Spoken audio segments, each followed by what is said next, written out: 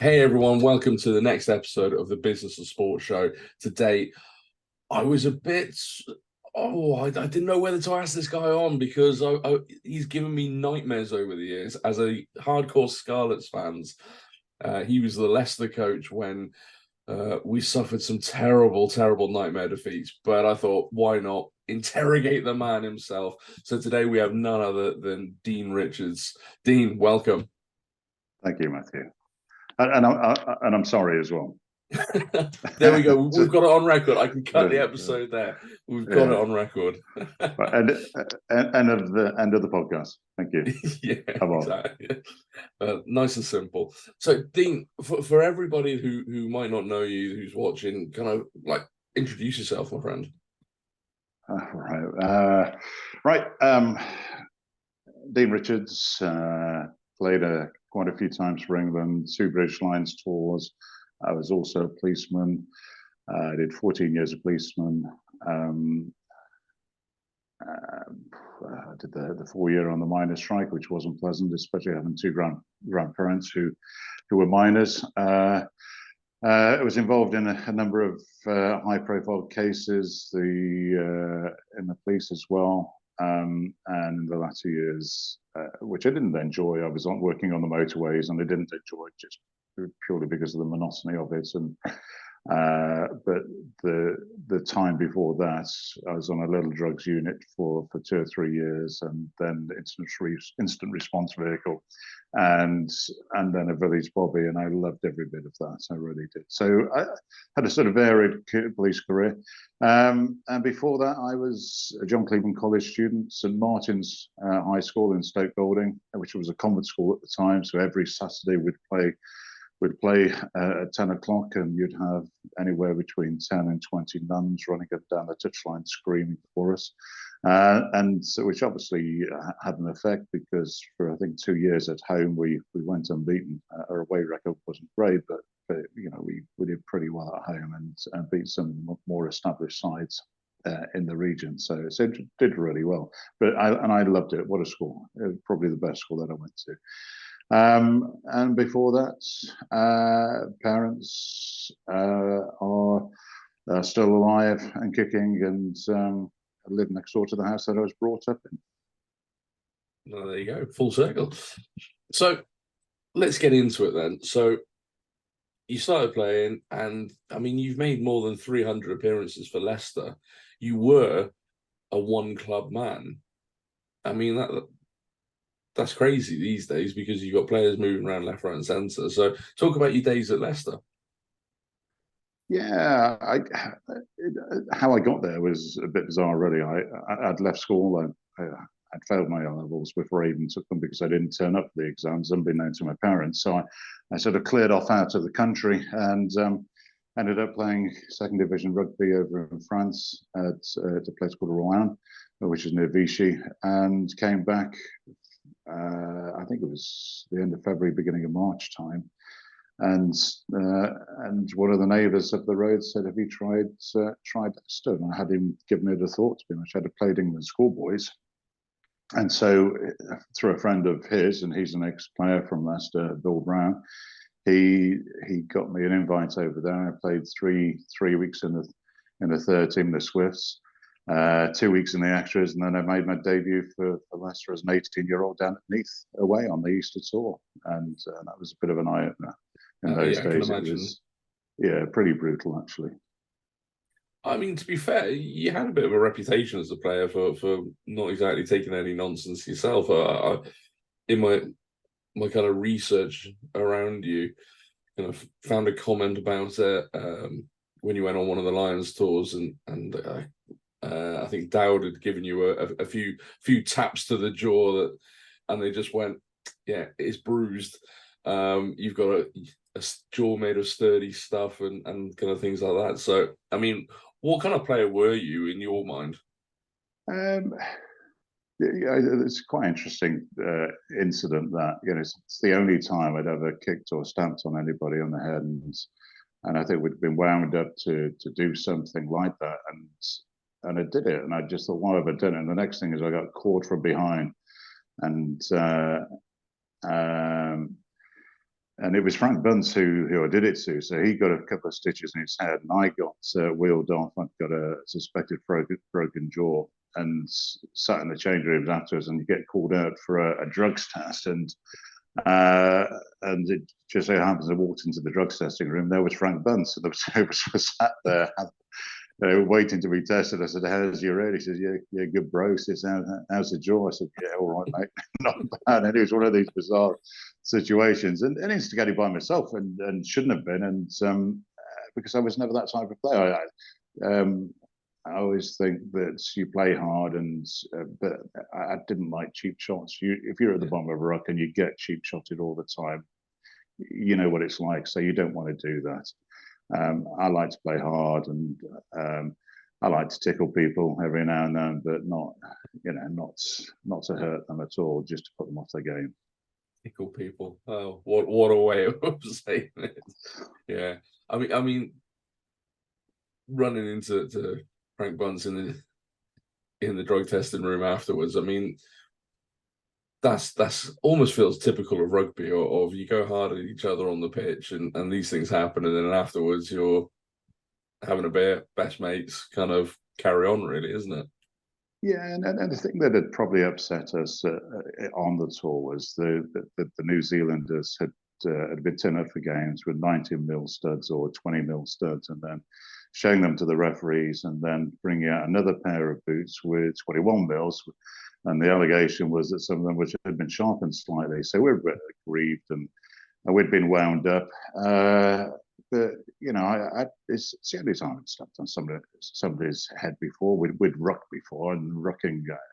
I think the art of rucking is a shame it's gone out of the game, actually, because it hardly did anybody any harm at all, other than give you a little bit of bruising, and that was it, if it's done properly. And you learn to get on the right side of the ruck. Oh, you learn to get on the right side, yeah. And you didn't need the referee to tell you to go on the right side. So yeah, it was like that. And you had, I can remember having a fight with Mike Griffiths at the Arms Park in an England Wales game, and the referee just casually strolled by and said, "Boys, when you're finished, can we get on with it?" And it was like that. It's just the way it was, and there was hardly ever any serious injuries at all. It was handbags at dawn, and it was actually quite comical. But it gave for a lot of theatre for the spectators. They loved it in those days. Yeah, I mean, you kind of look at the modern game, and not advocating fighting or anything like that, but there's just a lot of pushing and shoving, and just. You just look at it and go, what's the point? You're not doing anything. You're not kind of, just get on with the game. And I mean, I love that for the referee. Just when you're done, come on over. And you can't have it. You can't have it today. So the boys are such athletes. They're so strong, and they'll practice boxing as well as all their weights and their skills and whatever, and the timing of the punch. There'd be a lot more injuries these days than there ever were in those days. We were just amateurs in the way that we played or even fought on the pitch. And these days, the boys, if they let rip, somebody would get hurt. So you don't want it in the game. And it's a shame in some respects, because it was part of the theatre. It's a gladiatorial contest when you go out there, and a lot of it is who dominates the other, which team dominates, or which individual dominates the other team, and or the other individual, and we sort of lose and have lost a little bit of that with this pushing and shoving. And you can see the guys that are the hard boys, so they don't get involved in anything like that. That's just the theatre of the boys that probably want to look good on social media or whatever. Normally the scrum halves, isn't it? Well, I don't know. I wouldn't say so. It's the boys that 20 years ago or 30 years ago wouldn't have been involved in the scuffles or the fights. So, as I say, there's a lot of showmanship that goes on these days. I mean, talking about when you were playing, and obviously just talking about the kind of modern game now, do you ever wish that if you had your time again, you could play like now? or Yeah, do you just kind of savor the memories of playing back in the day when rugby felt a bit more proper, almost to a certain extent, I suppose. yeah. I look at some of the games in the World Cup, and I thought the World Cup was fantastic. There were some absolutely brilliant games.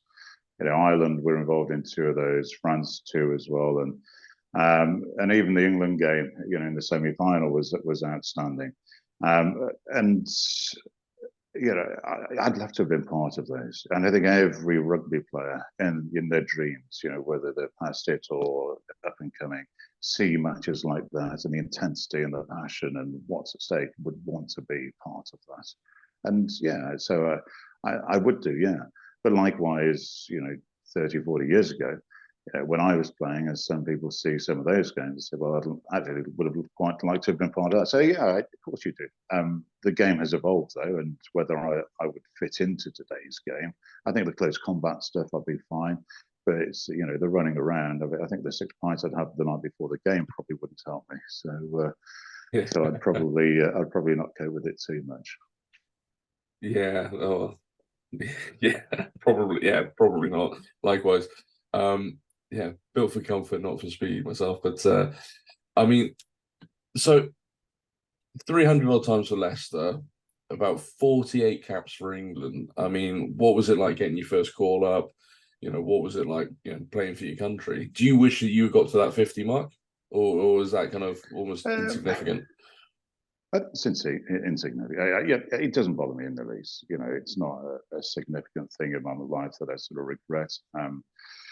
Uh, don't even think about it. And I was just very fortunate to have played for England once, let alone 48 times. And never once did we consider payments. All right, I never once considered, I don't know about the other boys, but it was just the honour of playing for your country, which meant so much to me. And as you set out as a youngster, as an 11-year-old, when I started playing rugby, and never once, even up until 2 or 3 weeks before I got selected, thought that I'd be selected to play for England. So it's a dream come true.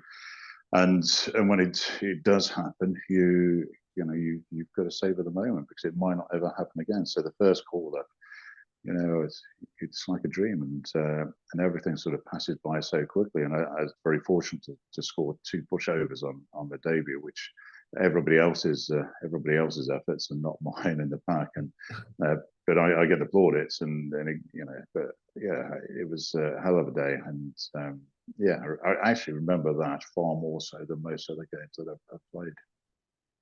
Were there any teams that you kind of really savoured coming up against on an international level, or was it just a case of every game was just special for its own, right, really? Six Nations wise, or Five Nations, certainly Scotland. The Scots were very vocal in those days about their hatred for the English team, and yet, oddly enough, I get on with a lot of those boys far better than ever before. And I still keep in touch with Finley now on a weekly basis. But yeah, I mean, the Scots I love playing just purely because of the passion with which they played, and the Irish as well, and the Welsh was slightly different. The French, I loved playing against, but you just never knew what was going to turn up on the day. One day they could be absolutely brilliant, and the next week they could be absolutely dreadful. You have 2 players sent off, and you never know what's going to turn up. And I think they've become far more consistent these days. And I don't know whether that's down to Shaun Edwards or just professionalism taking a grip of the game. But they were so erratic in their playing style and their preparation, everything. You went there with sort of trepidation, but then came away with very mixed feelings afterwards. Southern Hemisphere. Yeah, I like playing against Australia. New Zealand, you always knew you were in for battle. And South Africa only came back into the fold in 93, 94. So I only played against them about 3 times, 2 or 3 times. And they were always hard and brutal. And yeah, you always knew what you were going to get there. So. And then obviously you got called up for not 1 but 2 Lions tours, including the Australia tour with the Battle of Ballymore.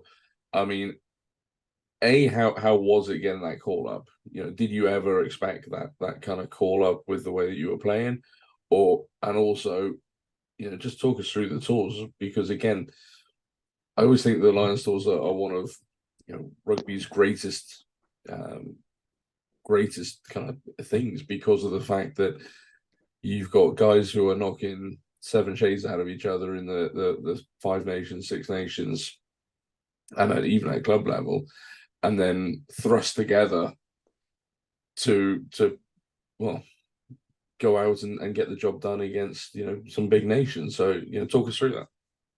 Well, it's very similar at a club playing to playing international. You're pitting your wits on a weekly basis against each other, and then you're thrust into a room and said, right, play against this international team. But in a far more sort of heightened environment, um, and in an environment whereby the culture differences are significantly bigger as well. We in England very rarely played against the Scots, the Irish, and the Welsh, and then at the end of the season to be thrust in a room with them and said, right, you boys are going on tour together for, as it was in those days, 10 or 12 weeks was a bit of an eye opener and a shock. But actually, it's forged bonds, and you know, when we meet up, or the boys after the '89 tour meet up and we don't meet up hardly at all, or we bump into each other. You know, there's a bond there which you wouldn't have had, and we wouldn't have had we just been playing against each other. So the Lions tour is special. I never thought that I was going to get on it. You can do what you can do to when you're playing rugby and you're playing the international matches.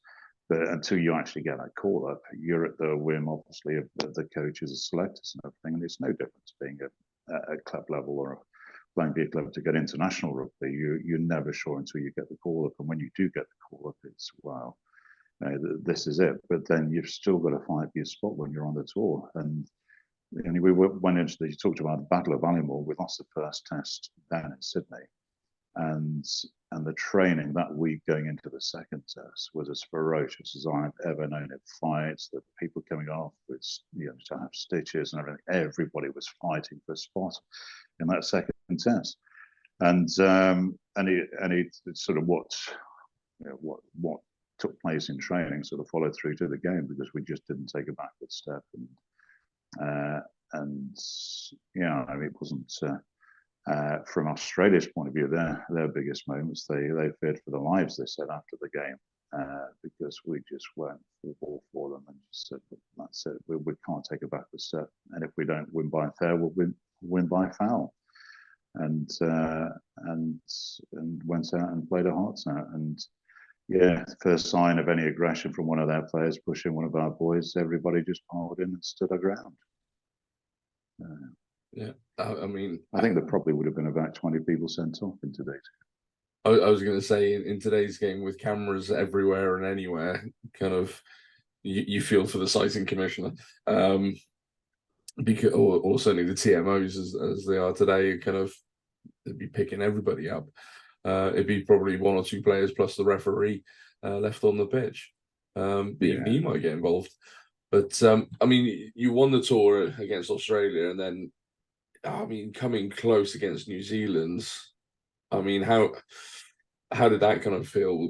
Was that? Do you think that was a kind of a missed opportunity, or was it just a, you know, like a great adventure? Because obviously the Lions have only beaten New Zealand, was it once in their entire history?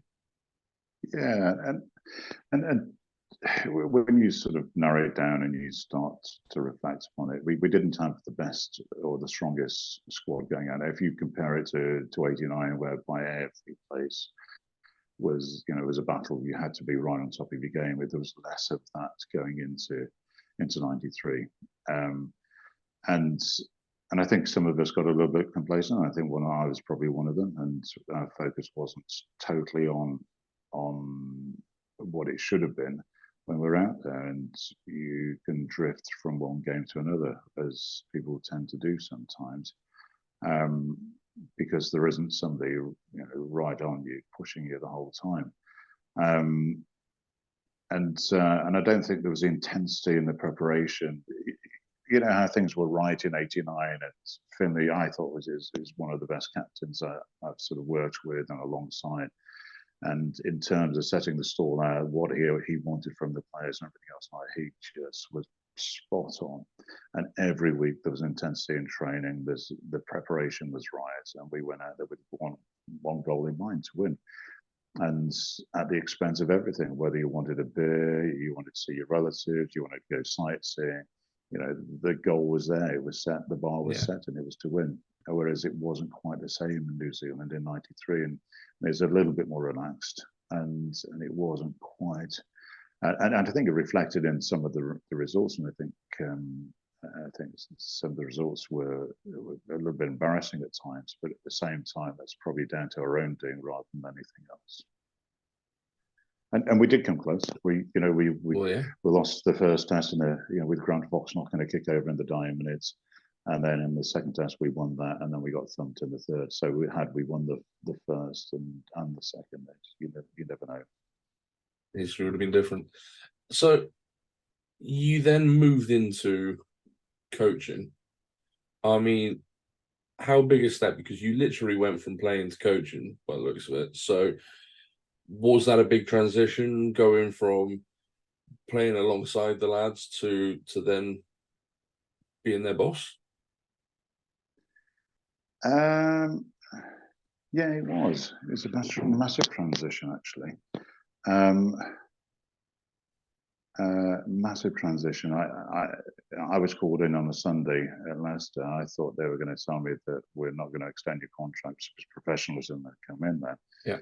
And that they were going to do it the nice way, calling me into the board or whatever. And it arrived at the club, and the club said, and the board said, look, we've dispensed with Bob Dwyer's services, and we'd like you to take over as caretaker manager until the end of the year. Would you do it? And I thought, well, I've got nothing to lose. So I said yes in a nanosecond. There's a club that I'd sort of grew up from the age of 18, and there was 33, 34 at the time, or probably 34, 35. And so, yeah. And, but then, you do that, but then you've got the task of sitting down with the boys the following day and explaining what's gone on. And you're midway through a Six Nations, so we had to go down to the Penny Hill Park. Is it Penny Hill Park or Petersham Hotel? Went to the Petersham Hotel, sat down with the boys there, and explained what had happened down there. And then that was it. We went through the rest of that season unbeaten. And so they extended my contract for another year. We won the league the following year. We started a 50-match unbeaten run at home. So they extended my contract the following year. They gave me a 1-year contract. So they obviously thought it was luck. And the following year we won the league again. The following year we won the European Cup and the league, and then the following year the European Cup and the league again. So and every time they gave me a year's contract. Is that it? That was it, yeah.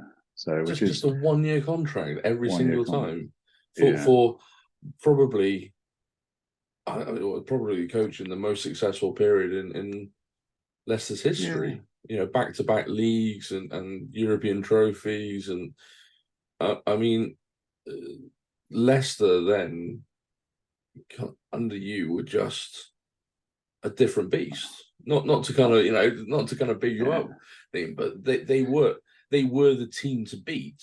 But listen, I also hey there. Sorry, my battery's running low on this thing for some unknown reason. Don't know, it's on charge. Can I call you back? I know you don't normally do this, do you? Yeah, we can slice it. Yeah. Yeah, I don't know why they did it. And oddly enough, the final year I was there, they gave me a 2-year contract.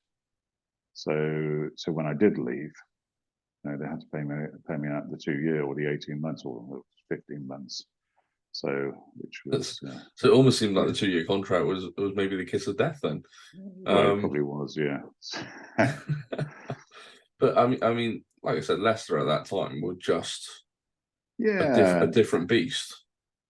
And and the game had just turned professional. There weren't many incredibly long contracts at all, and at the time they brought in a CEO called David Hayden, who I didn't see eye to eye with, and he wasn't my cup of tea. And I think in the September before they dispensed with my services, I'd gone in and resigned, but he sort of talked me around from it just purely because I wasn't getting the support that I needed from his point of view, in terms of either accountancy support or direction from the CEO. I just felt that he was hanging me out to dry. And anyway, he sort of talked me around it. I thought, well, I'll see what happens over the next few months. The boys came back from the World Cup. They'd won the World Cup. Their attention was elsewhere, and to turn the results around was proving difficult. And with one thing or another, and a couple of other things happened, they decided in the February to dispense with my services. And I think at the time you feel quite aggrieved and everything, but as you get older, you understand that whatever they did, providing that there was no personal intent to hurt anybody, then what they did was purely what they felt was in the best interest of the club. Yeah. And I understand that now. And when I speak to some of the other coaches who have been in similar positions, it takes a while to understand that it's not personal, and that it is just purely something which has been done just in what they think is it is what they think is for in the best interest of the club. But it takes a lot of getting used to and understanding, I can assure you. Yeah, I can definitely get that, because coaching is a big personal thing. You're putting yourself out there. It's your ideals, your philosophy, your kind of man management, all of those kind of things. So, when they decide to move you on, it's got to be a personal thing. Certain, even though from an outside point of view, you go, well, it's possibly the best thing for the team, kind of new, fresh impetus. But again, you've got to kind of take it personally. I mean, what was your kind of philosophy on, or what is your philosophy on coaching? Has it changed over the years as you've moved from Leicester right the way through to Newcastle more recently? Yeah, my philosophy is I'm there to facilitate the players to be the best players they can possibly be, and with that, it has to be within the team environment. And egos are funny things, because within sport you get massive egos, but providing that ego is driven by the success of the team, then I'll have those boys in my side any day, because they bring confidence as well. Unless they're toxic, which is a slightly different thing. But yeah, I'm there to facilitate the players to be, and the team to be, the best possibly be.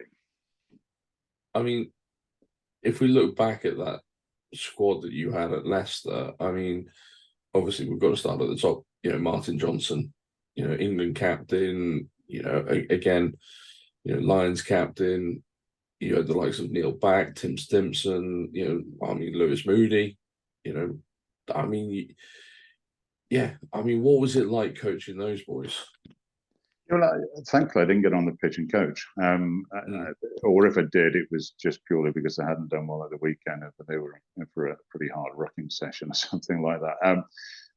But no, I mean, I'm a firm believer that if you employ coaches to coach and I manage, then I would allow the coaches to coach, and we discuss training afterwards, discuss it before, analyze it, talk about players and everything, but I would never step on the toes of the coaches, just purely because it undermines them, and it's just not my way of managing.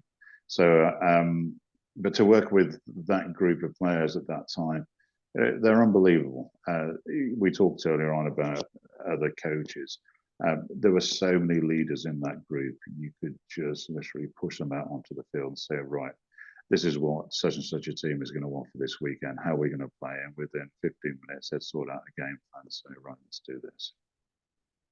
And we spoke of something like that before we started recording about the infamous semi-final, Scarlets against Leicester, where that freak kick of hitting every bar going and then going across the line. I mean, you mentioned about Tuolangi and just firing him as a missile against Stephen Jones. I mean, yeah, talk me through the kind of game plan setup that you'd go for a typical game, or even that game in particular. Yeah, well, the game's evolved massively, and exits are a massive part of the game these days. How you exit and whatever it is, and defenses. We were the first team to bring or to use a defense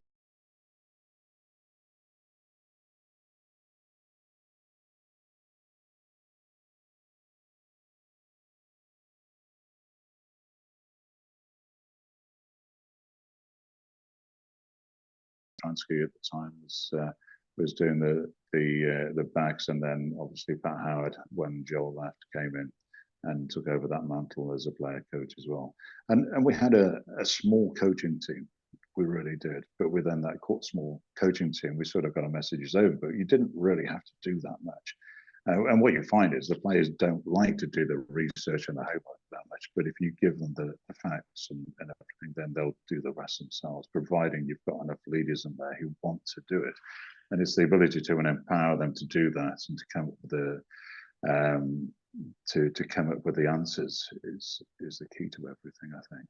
So if they buy it, if they don't buy into it, they'll not take it onto the field. So if they buy into it by devising it themselves with a push and a shove in the right direction, then ultimately you'll get a team which will have bought into a game plan and they'll take it out there. And sometimes you have to change it midway through, but very rarely at Leicester did we have to do that. Yeah. I mean, during the time we've said about the European Cup finals, obviously the one against Munster, there was the infamous hand of back. I mean, was that a pre-planned move? Was that Neil just getting creative? I mean, what was it like afterwards, going, knowing that he had done that, and obviously that was just a bit of a game-changing moment, really. Yeah, and Neil, it wasn't pre-planned, and nobody knew that Neil was going to do that at all. And it was just off his own bat. And I think we'd seen other scrum halves or other wing forwards doing it before in other games. So he obviously had seen it and just thought the time was right to do it, and he did it. And it's no different to people clambering over the top or putting themselves on the wrong side, or practicing to cheat at scrums, to get a penalty. There's a cynical approach to it, and but Neil hadn't planned it. He hadn't thought about it, and he just did it. So and then sitting, and I didn't see it at the time. And somebody said to me, neither did the referee. Well, neither did the referee, and he said, "Did you see that?" So when I went to the post-match press conference, and they said, "Can you talk me through the incident at the scrum?" And I just quite honestly said, "I didn't see it, so I can't comment on it." And so it took me a little while to go through the video, probably a couple of days to go through the video. So obviously, a few celebrations before that, and before I saw it. But it's happened so often, and I think people highlight one small incident in a game like that when there's so many cynical fouls that have been committed, and they tend to forget everything that's gone on before just purely because it's at a critical time of the game. Whereas if you take into account there's sort of 30 or 40 before that, probably 15 of which got penalties and cost a side probably 6 or 7 points or 9 points or whatever, then if you looked at it in its entirety and its in totality, then you'd probably turn around and say, actually, it's just a small part of the game, but it's just a critical time of the game, which heightened everybody's awareness to it, and that's why everybody focused on it. Do you think that with incidents like that, they're not like, well, I mean, you've already said they're not new, but it's just because there are loads of cameras around the place that they're now seen and they're now picked up on, and I suppose back from with your playing days, there are only a couple of cameras, maybe watching the internationals, and these things would just happen. And whereas now, I think that, do you think there's too much kind of media and too many cameras and every angle is covered these days, especially I mean, in the World Cup we had the spider cam that seemed to get involved a couple of times when people put the kicks up. Do you think there's too much media with some of these games coverage? I think you lose a little bit of the mystique of the game. Understanding, it leaves nothing out there for the imagination. I think one of the things we need is that mystique to be part of the game. But there's cameras in changing rooms. When people are brought off and they're sat at the side, there's cameras on them there. There's cameras on in the coaching box. So you can see what's been said in the coaching box and the reaction of the coaches at critical times. You can hear people on the field because of the microphone on the referee, and it leaves nothing out there at all. And in some respects, it's really good, but in other ways, it leaves nothing for the imagination at all. And I think we've sold everything at the moment to the media boys, and the game is still struggling from a viewing perspective and from a participation point of view. So somewhere down the line, we've got something wrong. Whereas 30 years ago, the game was on the up, and going into the World Cup in 2003, the impact of that was absolutely massive. But there's been very little impact from the World Cup this year upon either viewing figures. In fact, viewing figures have gone down, and participation figures as well.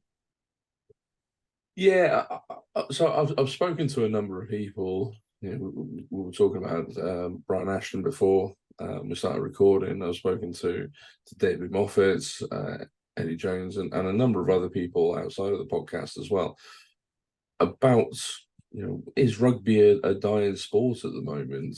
Is it heading towards a kind of a critical moment where something needs to be done to boost that participation? Otherwise, we're going to see, it dropping down the table in terms of participation and viewing, everything like that, and maybe even one day not even be a mainstay sport.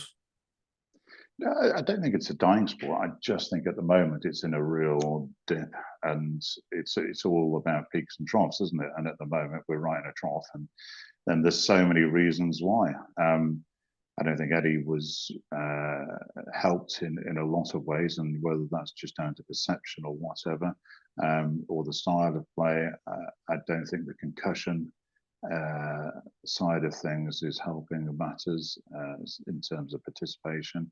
I think the RFU haven't led as well as they could have done during COVID and post COVID. And as a result, I think that the game is sort of meandering a little bit. Certainly in England, in France, it's on the up, definitely. And I think it comes down a lot of the time to the style of rugby that you play, the fact that you can have stars in your side which are genuine stars rather than just social media stars, because social media boys are fantastic, but it doesn't make you a star rugby player. And what you really need is a star rugby player who's out there winning games for you and winning competitions for you. And we haven't quite got that at this moment in time. And I think that's where the issue, one of the issues. But also from an RFU point of view, we've got to look at where our next star is going to come from. And I think they're constantly cutting funding to the community game, and that's cutting the amount of people that are playing, slowing the amount of people coming through playing. Certainly from 16 to sort of 22, the amount of people, the drop off there is quite significant, and I think they've got to work out why there's a massive drop off there and address that pretty quickly. Definitely. I mean, we've talked about England. Did you ever want to be England coach? Because I vaguely remember, at some stage when you were having all the success with Leicester, and obviously Woodward had left, and your name always seemed to be kind of in the mix for the England job. I mean, was it something that you wanted or coveted, or was it just nice to be mentioned, but not really something you ever wanted? Never been interested, and No. no, I enjoyed my time as a player. I think as an England coach, you're on hiding to nothing. As the social media, the media, the general public, because of the media now, and there is no hiding place. There's no mystique about the job at all. Means that job is pretty hard work, and you've got you've got to be either very thick-skinned or very thick-skinned and very bright, but also media savvy as well to survive in it. But you've also got to have a lot of success in the England job, and we haven't had that for a long time now. Are you glad there wasn't social media back when you were playing? Oh, totally, totally, yeah. You know, whenever the old players meet up and we talk about the old times, and yeah, we had some unbelievable times, and we were just thankful that there was. Everybody says it's thankful there's no social media at all. You know, away trips on the way back. Yeah. But it was all harmless fun. It wasn't. Nothing was ever designed to hurt anybody or to upset anybody. Genuinely, if somebody was upset or was upsetting somebody, then somebody would have clamped down on them and told them, and that was generally the case. So, obviously, you parted ways with Leicester, and then you took the route down to France. I mean, how was that in terms of a cultural change of coaching from Leicester to Grenoble?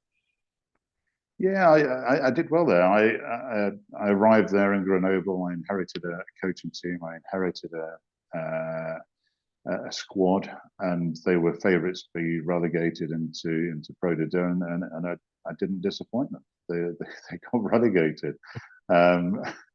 It's one way of putting it. Didn't disappoint. Yeah, but it's typically it's very odd over in France, or it was in those. It's a bit like the Wild West. You know, I arrived there, inherited the team, the squad, and everything else like that, and they were favourites to be relegated. So I adopted the Anglo-Saxons way, and the French didn't like it, but it brought results. And pre-Christmas, it was a top 16 then. We were 9th out of 16, and we came back in after the Christmas breaks. The French give their players 2 weeks off at Christmas. We came back in after the Christmas break, and the president called me and he said, "Just to let you know, I've sacked Pierre, the backs coach, and I've appointed Coco as the attack coach going forward." And I said, "Oh, right." I said, "Well, it would have been nice to have known about this." And he said, "Yeah." And I could see both these boys milling around in the offices outside. I said, "Have you actually told Pierre this?" Yeah. And he said, No, I'm going to. He said, "But I've told Coco, he's got the job." And the two boys were stood out. Unbelievable. Yeah, stood outside chatting. And from there on in to the end of the season, I think we won one game. And I just took a backward step. I said, I don't want to be part of this. And the players didn't know quite what was going on. At one stage, they did a sit-in because they didn't want to go to an away game. I refused to go to an away game because the president had made another gaffe, and I just said, "Oh, I can't cope with this. This is ridiculous." So I didn't go to it, and eventually, at the end of the year, I came back. But in the meantime, Mark Evans had called me up and asked me about going over to Quins. Yeah. So Quins. Obviously, they were relegated, and then you got them back in that first season. I mean, was it nice to be back in the English system? Yeah, it was. I'm sorry. I'm just going to see if I've got an adapter for this. There is. I haven't. Yeah, it was. I love being back in the English system. I'd always got qualms about Quins, Fancy Dan Boys, Champagne Charlies. All the names sort of went before, and there was I as a no nonsense guy from Leicester going to Quins, but I'd always thought it's got huge potential. they'd been relegated when I turned up, so we decided, right, Mark Evans turned around and said, there's yourself, there's John Kingston, and there's a couple of conditioners, and that's it. You're not having any more coaches, but you need 4 more players. So I decided to buy 3 more players, and I bought an attack coach, and didn't tell Mark I was doing that until I'd done it. I brought in Andy Friend from Australia, because I felt that he was what was needed, along with JK and a few of the other boys, and we set off on a journey then, and we had an unbelievable year in the championship. Every away game we made it a party, and we had fun. We made it so that we had to buy our opposite numbers a drink at every away game after the post match, and just to show respect, really, because everybody looks upon us as being the Champagne Charlies, but the rich boys from up in the city, but you've got to show a bit of respect for the others. So we made a point of going out, and you had to speak to your opposite number, buy them a beer, and have a chat. And it's amazing how the players adapted and what they took from that, and how it sort of, I think it sort of made them better players, or an understanding of the circumstances that we were in, but also the circumstances other clubs were in, and how fortunate we were.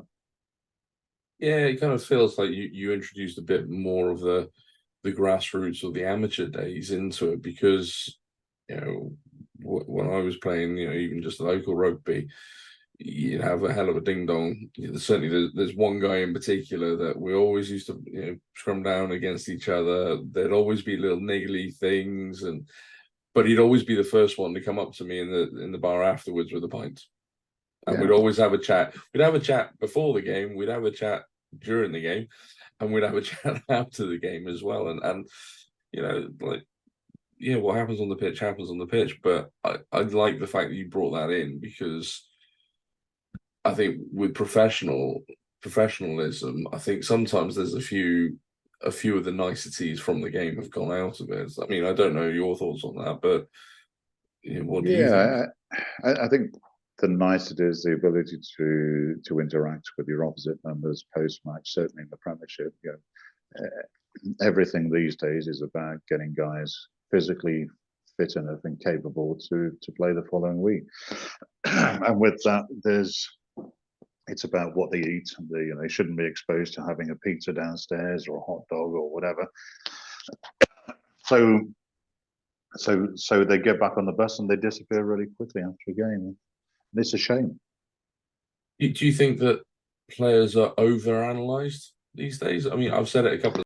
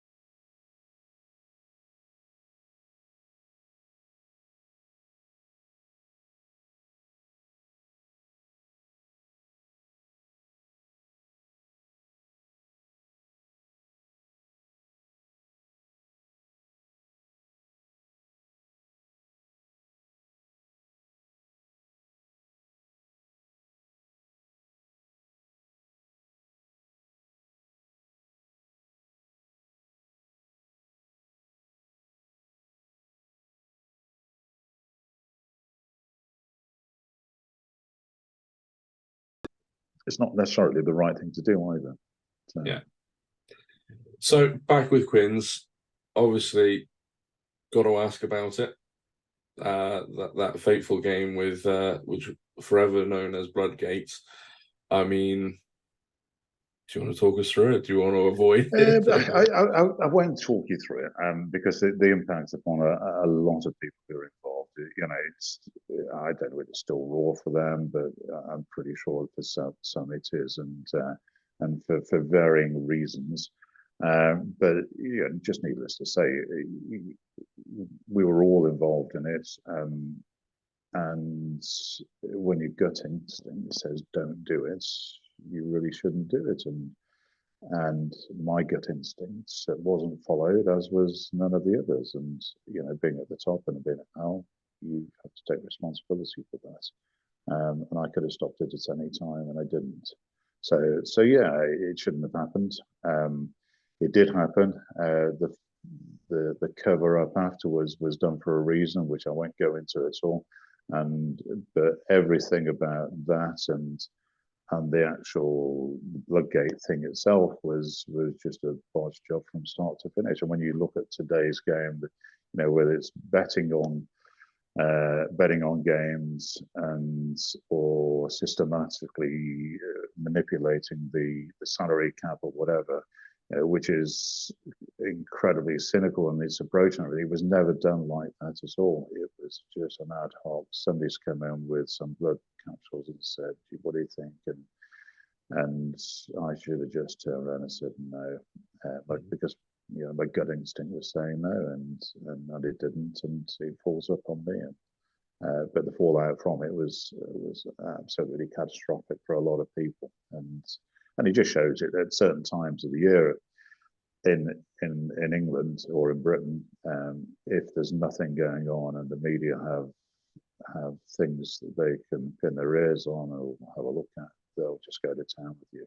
Which is again a little bit why I probably wouldn't want to do the international job, having been stung by the media on a few occasions before.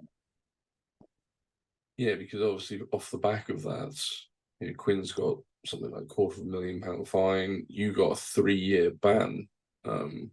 I mean, what did you do in that kind of wilderness at the time? Yeah, it's really interesting. A couple of days after the hearing was up in Glasgow, it took me a day to get down, and the following day, everybody disappeared from the house, going to school or to work or whatever. And I was sat down, and one of my old next door neighbours knocked on the door. He was about 93 at the time. I knocked on the door, and he said, "Can I come in?"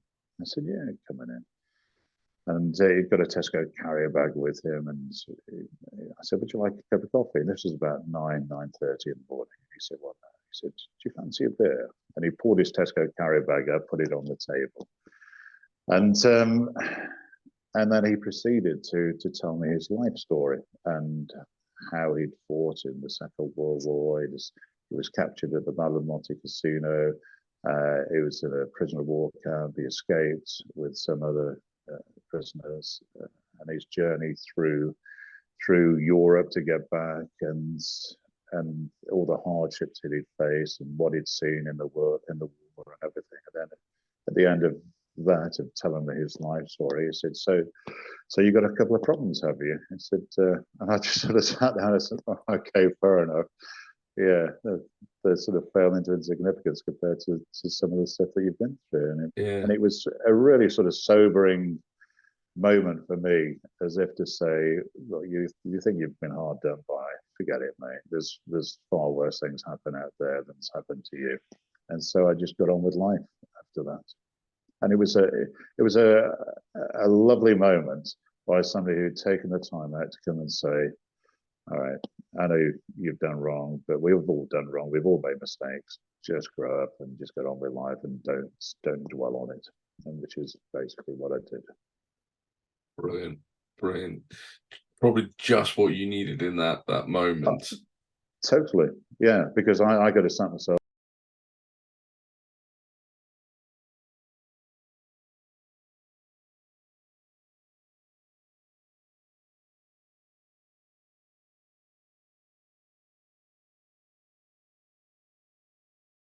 a few from World Rugby, and it took me ages to get clarity as to what I could do in the sport. You know, such simple things as such as, you know, watching my kids play rugby, or coach my kids playing rugby and things like that, because Yeah. the ban was any involvement. It said any involvement in rugby, but that's pretty loose. And all I wanted all along was to understand exactly what I could and couldn't do, because I didn't want to breach the rules. Yeah. And it took a long time to get that clarity from them. And again, somebody leaked it to the media, and they assumed that I was trying to get back into the game, but it was nothing of the sort. I just wanted to know what I couldn't do, which was annoying. Yeah, kind of you paying the price for them not actually being specific about Yeah, what it was. but they'll have learned from that. The whole thing, the whole episode was horrendous for everybody involved, from European rugby to everybody from Quinn's side of things, and I'd like to think that they would have learned from it. We certainly did, and it's situations like that which you've got to take something away from it, because if you don't, there's no point in you being there. Yeah. So what did you do with yourself then during that time? Spoke at a few dinners. Uh, an insurance company employed me for a short period of time, introducing various bits and pieces. I got fingers in a few pies, tried a few things, tried to set up a little sports manufacturing business, looking at soccer goals and whatever. Yeah, various things really, and it was sort of 2.5 years into it then that Seymour and Dave Thompson came knocking on the door and said, would I consider going up to Newcastle at the end of that season, which I eventually did. And how was that? How was it kind of getting back into the fold and getting back into the environments, and obviously with a completely new team as well? Yeah, well, I'd hardly seen any rugby for a year and a half, and I'd only sort of started to get back in that final year, I suppose, just to get an interest, and that was purely through my kids. Um, I'd sort of I'd got my bum in my hand, and I was sulking a little bit, even though worse things had happened at sea. But from a game perspective, I've sort of fallen out of love a little bit with the game. But then going to watch my kids play made me fall back in love with the game. So I absolutely loved the game, and I'd realised what I missed. But then watching top flight rugby, I'd not seen too much, although I did do in the final year. But the biggest worry for me was coming back into the game was having been out for so long. For 3 years, it's such a long time. Is whether you lose your touch or whether your management skills are still there, and so stepping back into the fold is a really nervous time for me. But the beauty being that Newcastle had been relegated to a point, and for us, it was like a breathing space of playing in the championship, knowing that the expectations are that we'd get promoted, which we did do. But I could sort of learn and ply my trade again, or learn my trade again in the championship, which with a Premiership team in effect, which is what I did. So you've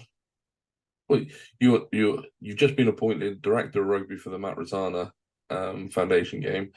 I mean, talk me through that, because it's an incredibly sad incident, and it's terrible. I know a lot of people who work for the police, and obviously just generally as a human being as well. That's such a sad situation. But as a former police officer yourself, how does it feel kind of stepping into that and kind of helping out? Yeah, well, I'd been there hundreds of times myself in the charge office, but for the mistake of somebody else not doing their job properly or whatever, and it could have happened to me. You end up with Matt having been shot and obviously passing away, and it's criminal and neglectful or whatever. It's just devastating for everybody involved, because nobody would have expected that, and the impact upon everybody is absolutely huge. So anything that I can do to help in any way is a very small thing. It will be a very small thing, because it is just being coaching on the day for the teams. I think it's just a very small thing, but it hopefully it'll keep the awareness going. It'll help. It'll raise money for the disadvantaged children, or uh, so whatever I can do, I'm more than happy to do, and because I've been there myself, and I know how easy it is that it could happen, and it did happen, and it shouldn't have happened. It could have happened to me, and you just want to help out as much as you can. So when is it? When is the big game? Well, it's in March. Is it March? March? No, it's February, March. I can't remember the exact date. You call me off guard on that. We'll put the details in the description anyway. We'll put the links to make sure that people can put a bit of cash over as well. Yeah, I think it's 21st of Feb, is it?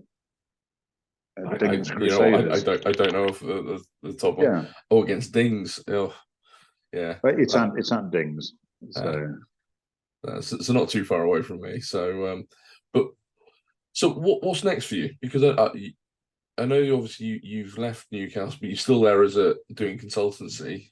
But yeah, I what's didn't next? really do anything at all at Newcastle. I've sort of stepped away from there, and they're forging their own path there, and I have done for probably 15, 18 months now. I'm there if they want to call upon me, but they haven't done that yet, other than a couple of calls about a couple of players, and they didn't follow my advice on that, so that's entirely up to them. That's bring people in, or well, it's just advice on players to either bring in, retain, or whatever. But I'm not privy to what's going on from a financial point of view at the club, so you don't know what's and why decisions are made, and but I do know that everything is about the club being there in 20, 30 years' time, so they're cutting the cloth accordingly, and it may be difficult times this year, but in 2 or 3 years' time, things will improve. So I can understand where they're going, but it's just going to take a few tough times to get there, and nobody wants a repeat action of London Irish, Worcester, and Jersey, which has been terrible, absolutely terrible from a player's point of view. I knew a few people from that were playing at a couple of those clubs, and thankfully, touch wood, they've managed to find other clubs to play at. But obviously, there's such a huge knock on of the backroom staff, the staff in the grounds, and it doesn't just impact. In fact, the impact on the players is probably the least you have to concern yourself with, because for a lot of other people that work there, it's their livelihoods, and the likelihood of them getting other jobs is few and far between. But players generally will fall into a job somewhere else. It may be less money, but you cut your cloth accordingly, don't you? And so. Do you think players are paid a little bit too much these days? Obviously, from yourself going from the amateur to the professional, and obviously seeing what's happened with the clubs now. I mean, I even read this morning the rumours saying that Itoje is being offered a 50% pay deal for salaries, going from something like 800,000 as a marquee player, or the second marquee player, to now being offered a deal at say 400,000, because they're having to go from 2 marquees to 1.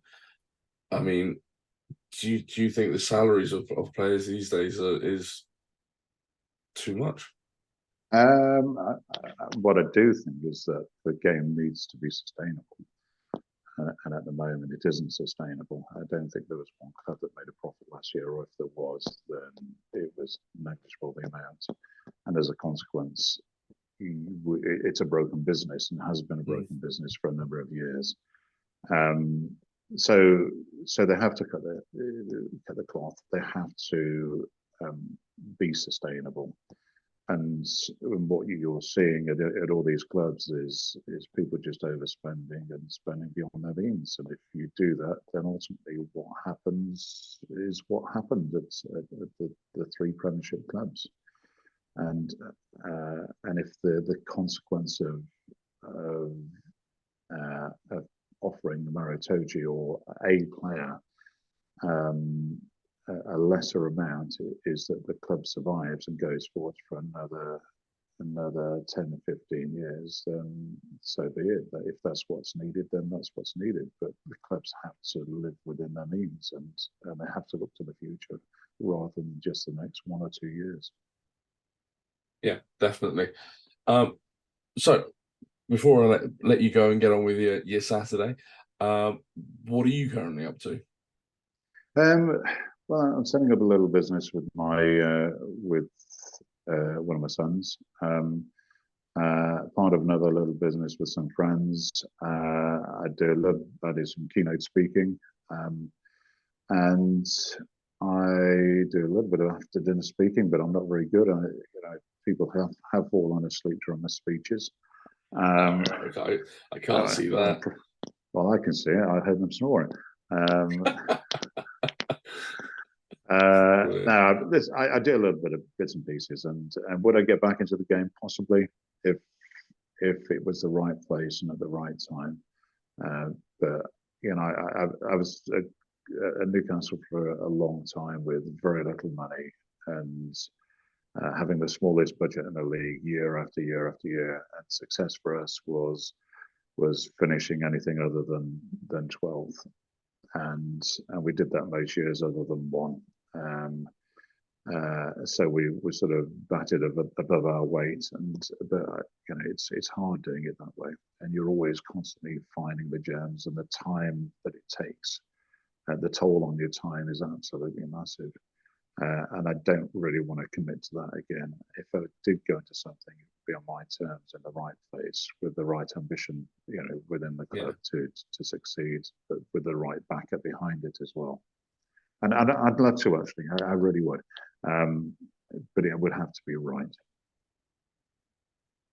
Okay, so watch this space.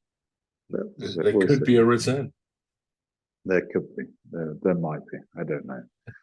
There might have won't be anyway. So, well, you never know. I mean, if Leicester came knocking, because I mean they seem to be going through coaches quite quickly these days. Would Dino the Redeemer go back? I wouldn't say no to Leicester. I think all the stuff that sort of went on years ago is sort of water under the bridge. But again, it would have to be right, and there'd have to be a serious understanding as to how everything would function before I went back. When I left before with David Clayton, whether he or the board had cut my budget significantly, I don't know which ones it was, but going into that final year, to lose conditioning coach, to lose various other coaches, meant that I couldn't offer the players the support that they needed. And when the boys come back from a World Cup, having the amount of support that they get from a national team, and to find that they're a conditioner down, a physio down, it sort of doesn't. And I always toe the party line from a board or a club perspective. They find it very difficult to understand, but I also found it very difficult to understand as well, which is ultimately why I went in initially and handed my notice in and backtracked, and then I was let go later on. So it would have to be right for me, with the right support in the right place. Yeah, and the right backing, as you say. Yeah. Dean, it's been absolutely fantastic having you on, and that's as a Scarlets fan, with all the heartache you've caused me over the years with Leicester. But no, it's been great having your insights and picking your brains over this. And I mean, if you're happy, maybe we'll bring you back for another episode with a couple of other guests on there as a bit of a panel discussion as well.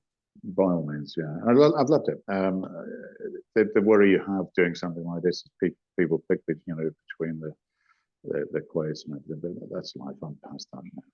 So, I mean, I suppose the question I didn't ask, which I did think about, was, what are your views on the media? Because we've already said about the hand of back and the media picking up on it and scrutinizing it. Obviously, the whole Bloodgate thing and the media going to town on it, and pardon the kind of pun, but sniffing blood and literally going after it, and probably making it a bigger deal than it might have actually been. But what are your views on the kind of media these days? Is there too much sensationalism and kind of intrusion? I think it's where we are, and it is just where we are. So, not not to put a too blunt bit on it, I just think that it will not go back from where we are at this moment in time. I think people just have to be a little bit more savvy about what is happening and what you do, but it's quite restrictive in that respect, which is a little bit of as to why I personally don't want to sort of be at that top end, such as international level, because the exposure is significant and the fallout is massive. Yeah, I mean, I always thought Eddie Jones put it quite interestingly when he compared coaching at international level with rugby, and you win or lose, and you have to go into a lot of detail, versus football Premiership coaches when they win on a weekend or they lose on the weekend. They either give the interview of we played really well and we won, or no, well, we didn't play well enough and we lost, and that's almost like the default soundbite and move on. Whereas certainly with rugby, it feels like you've got to go into all the ins and outs and too much. But it sums up the difference in the sports, isn't it? Rugby is far more involved, and there's so many more laws in rugby than there are in soccer. So it's just the way it is. Dean, it's been fantastic to have you on. As I said, absolutely great insights and great to talk to you. And whoever fell asleep when you were doing the after dinner speech has obviously missed some great bits, because we've covered so much here. Like I said, that if you're up for it, we'll have you back on a future show. Maybe see about doing a Leicester versus Scarlet special or something like that, and revisiting brilliant. those nightmares. But no, it's been great having you. It wasn't that bad. It was terrible. It was nightmares. Put yourself in my shoes when the ball bounces off the bar, the bar onto the crossbar, the post onto the crossbar onto the post, and then goes over. And we as a coaching team would just go, well, yeah. So I put yourself in my shoes. I know, but yeah. So, well, for both of us, it was that 3 seconds, which I think it just lasted for 3 seconds, was incredible in terms of the drama and everything. Up in Nottingham, what a 3 seconds! Yeah, exactly. It was brilliant. Agony to ecstasy, well, to agony. Yeah, on my case anyway. But no, it's been great having you on, and really enjoyed talking to you. So thank you so much. For everyone out there, please make sure you like, subscribe to the channel and share it, and check out future episodes. Thanks, everyone. Okay. All right, man.